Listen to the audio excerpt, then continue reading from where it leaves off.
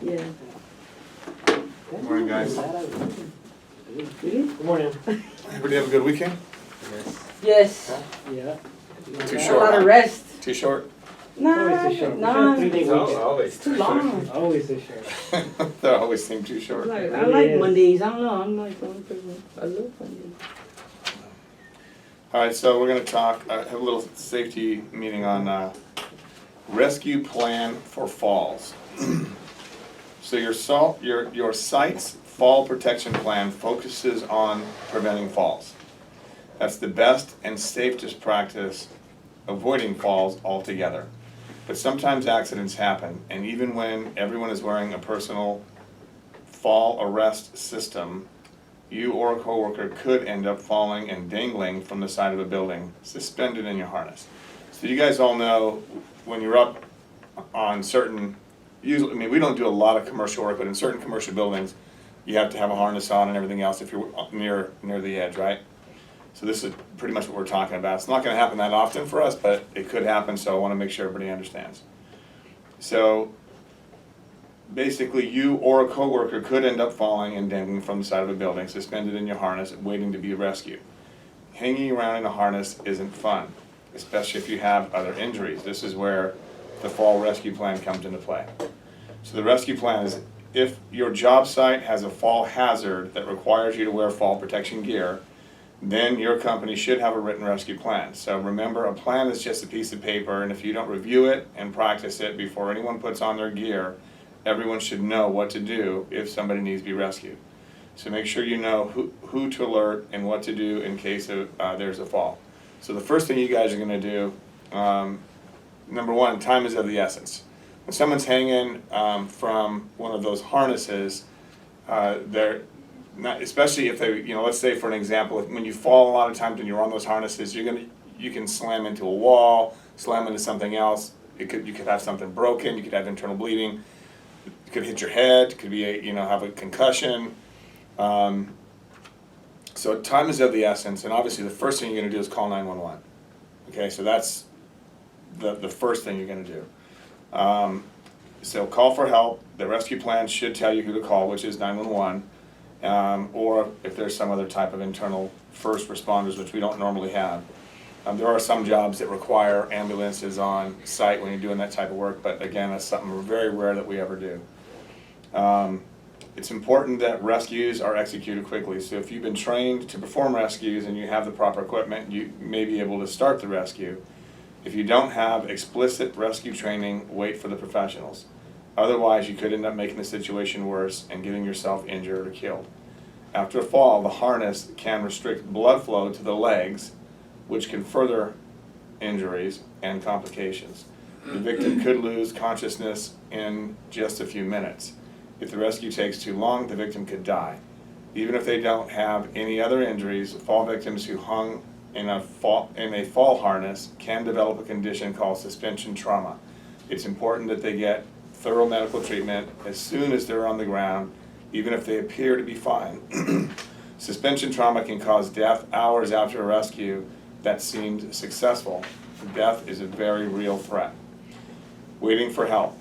If you call for outside help, if you've already called for outside help, or if you're waiting for a bucket truck from the other side of a job site or whatever the case is, talk to the fall victim and ask them how they're doing.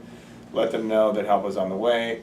Take note of any injuries that you notice so you can tell the rescue team. And if you're waiting for the fire department, have someone stay at the entrance to the job site to take the firefighters directly to the place where someone's hanging. Self-rescue. If you're hanging in the harness and unhurt, you may be able to use a self-rescue system like foot straps. When you're trained in self-rescue, you know how to relieve the harness pressure on your legs, and you might even be able to climb up or out or down safely. Review the fall protection plan and rescue plan. So basically in that situation, I mean, every situation, in my opinion, is going to be separate. So we're not going to have an individual fall plan that's going to apply to any situation. But the first thing is, these main points are the important part, is making sure, number one, that you call 911 right away. Number two, you know, if someone's coming, that someone's there to direct them. And then also someone's there hopefully with the person, letting them know, hey, you're okay, and being able to tell the responders what issues you saw. Did they hit their head? Did they, you know, hit the building? What? And how long they've been there? All of those types of things. So true or false? If your job site has a fall hazard that requires you to wear fall protection gear, then your company should have a written rescue plan. True or false? True. So right now we don't do those. If we do have one, before you go on that type of job site, we will have a written plan and everyone will be informed. And that's just to let you guys know what to do in case something does happen. Because if you're on, you know, like for an example, and again, we don't do this type of work, since I've been here, we haven't anyway. They have new building construction where the building's not even completely, walls aren't even up, right? And you're up on a second or third, fourth story, whatever. That's different than being on a roof that has half walls where you're totally protected, right? So it just depends on the situation. What's the first thing you should do if a coworker suffers a fall? I'm just going to ask you the question. I know there's multiple choice, but you guys should know this one, right? What are you going to do? Call 911, right? Plain and simple. Why is it important for fall rescues to be executed quickly after the fall? So A, the harness can restrict blood flow to the legs and cause injuries. B, the victim could lose consciousness in just a few minutes. C, if the rescue takes too long, the fall victim could die. Or D, all of the above. All the above. Exactly. Once the fall victim is rescued and is on the ground and appears to be fine, what should they do? A, drive themselves home. B, get thorough medical treatment immediately. C, immediately attend fall protection safety training. Or D, get back to work. Get back to work, man. Alan is not putting up with that. Get thorough medical treatment immediately. So, because even after that happens, guys, if you have internal injuries and something like that, or you know, it's very easily you can still die.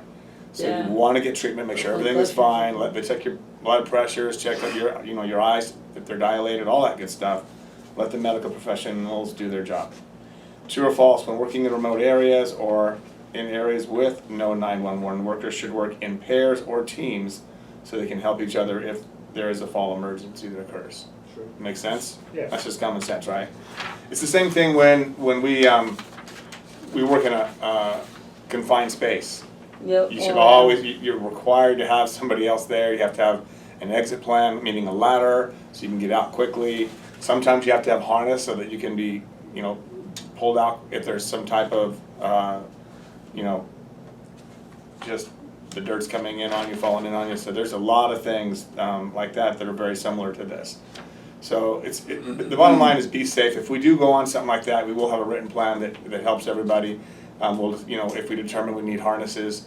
There are some roofs that HVAC and plumbing people work on that are like that. It's just, unfortunately for us, we haven't had to do a lot of that, so. But this is just one of the weekly plans that they give me that can apply to us, so they want to make sure that you guys at least understand it, okay? Like one that we worked at right here, they didn't have a ledge. So that would be an example where we use. Yeah, if it's high enough to put a crane and there's no ledge, you have to have a harness. That's kind of OSHA standards. If they have a half wall, you don't have to have a harness, but you know, you still have to, there's a lot of safety things you still have to follow. So, I have everybody sign, if they would please, if they were here today. And Full house, yeah. so we do have a pretty busy day, it looks like. Jesse's out. I guess his dog passed away, and I'm not sure all the details, but he's staying home with his daughter and explaining that, but that's about it.